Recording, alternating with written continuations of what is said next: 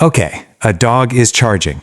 Your brain, your body, every single instinct is screaming, run.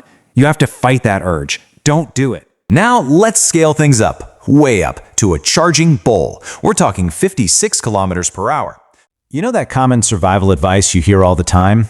Well, what if I told you some of it could actually get you killed? It turns out what we think we know about animal encounters might be our biggest weakness. So in this explainer, we're going to break down how to really read the warning signs and, more importantly, what to do when things get serious. Okay, let's just dive right in with a huge one. The myth: if a black bear attacks, you play dead. The fact: that is the absolute worst thing you could do. With a black bear, you have to fight back. You fight for your life. This is a perfect example of how a tiny piece of wrong information can be fatal. Getting this stuff right really matters. So, the big question is, how do we avoid getting into that mess in the first place? Well, it all starts with learning to read the signs. This first section is all about understanding what animals are telling us before they even think about attacking. You see, before an animal attacks, it almost always gives you a heads up. They're not trying to be sneaky. They're actually communicating. They're telling you they're uncomfortable, or scared, or aggressive. It could be a growl, a hiss, or just a subtle change in posture. The key is knowing what you're looking for, basically learning how to listen with your eyes. Let's start with an animal most of us know pretty well: a cat. When a cat gets angry, it's a whole dramatic performance, isn't it? You get that classic hiss, the ears go flat against the head, and all the fur stands on end to make them look twice as big. And that thrashing tail and arched back, that's the grand finale, a very clear signal to just give them some space. Now with dogs, things can be way more subtle. You can forget all that cat drama. A dog's most dangerous warning sign might actually be complete and total stillness. They just freeze. Their whole body goes rigid and they lock you in this direct, intense stare. Yeah, you might get bared teeth or a low growl, but the most critical signal can be that brief, silent pause right before they lunge. That stillness, that is the real red flag.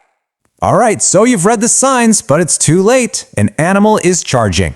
Your first instinct is to panic, but that is not an option. This section is your survival playbook, full of clear, actionable steps for some of the most intense encounters you could face. Before we get into the specifics, you need to understand this concept of a flight zone. Just think of it like an animal's personal space bubble. For a bull, it's about 6 meters. Now, if an animal is chasing you and you can suddenly get outside that zone, say by jumping a fence, it might just give up the chase. Knowing that distance can be a massive strategic advantage. Okay, a dog is charging. Your brain, your body, every single instinct is screaming, run. You have to fight that urge. Don't do it. Running just triggers their natural chase instinct. Instead, you're going to do the exact opposite. Stop. Stand perfectly still. Turn your body to the side to make yourself look smaller, less of a threat. Don't make eye contact. And if you have a backpack or a jacket, put it between you and the dog like a shield. Once things calm down, you back away slowly.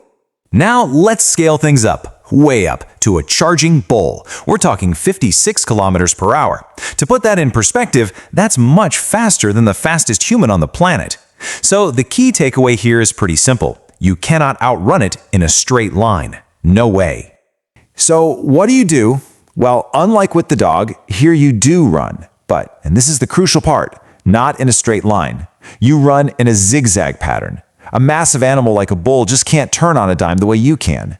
Your goal is to get into its blind spot, right behind its neck. And just like with the dog, avoid eye contact. It's a direct challenge. And absolutely, under no circumstances do you play dead.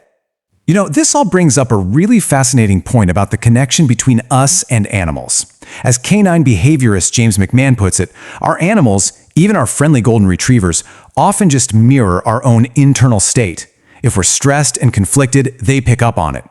This idea kind of forces us to shift our focus, doesn't it? From just reacting to animals to maybe understanding our own behavior first.